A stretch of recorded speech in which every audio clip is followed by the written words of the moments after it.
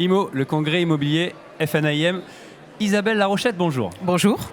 Vous venez il y a quelques instants de sortir de cette plénière.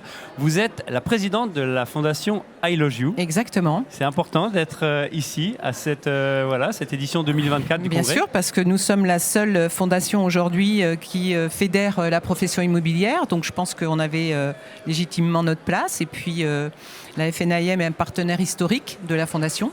Donc c'était important de réitérer ce genre de manifestation. Voilà. Avec ces enjeux, avec ces actions, vous avez donc expliqué devant des centaines de personnes aujourd'hui ce combat. C'est un combat qui est contre le mal logement.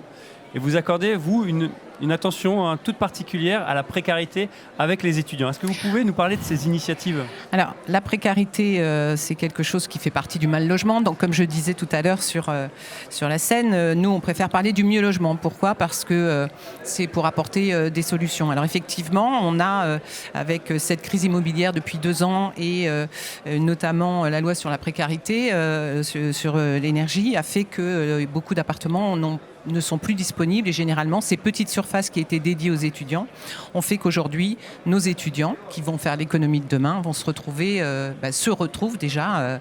Donc il y a 3 millions d'étudiants en France. Il y en a 250 000 qui souffrent du mal logement ou de pas de logement, qui ont des logements de fortune. Et vous avez 17% de personnes étudiantes aujourd'hui qui ont abandonné parce que pas les moyens de poursuivre des études dans des conditions telles. On sait que le logement représente plus de 50% pour nos étudiants.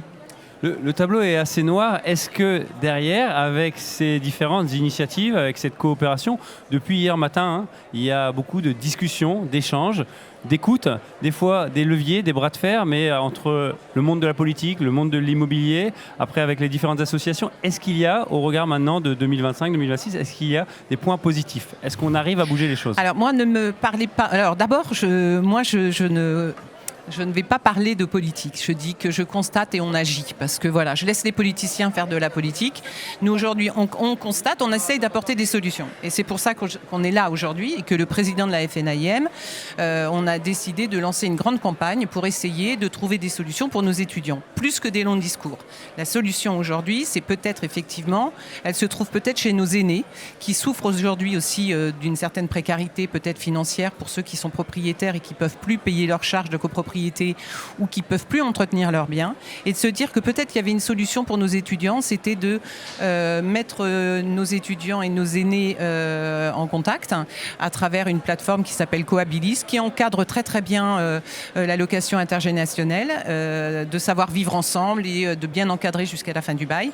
Et donc nous aujourd'hui, c'est cette solution. Donc je vous parle de solution, toujours, vous avez remarqué. Ouais. Mais la solution, c'est de lancer un appel, que toute la profession lance un appel auprès de ses propriétaires qui connaissent mal le process et de nous, à travers un numéro vert, de les envoyer vers une plateforme qui saura les guider et qui vont peut-être trouver des solutions, encore une fois, pour nos personnes âgées et pour nos étudiants. Sans compter ce lien que ça crée qui est quand même magnifique.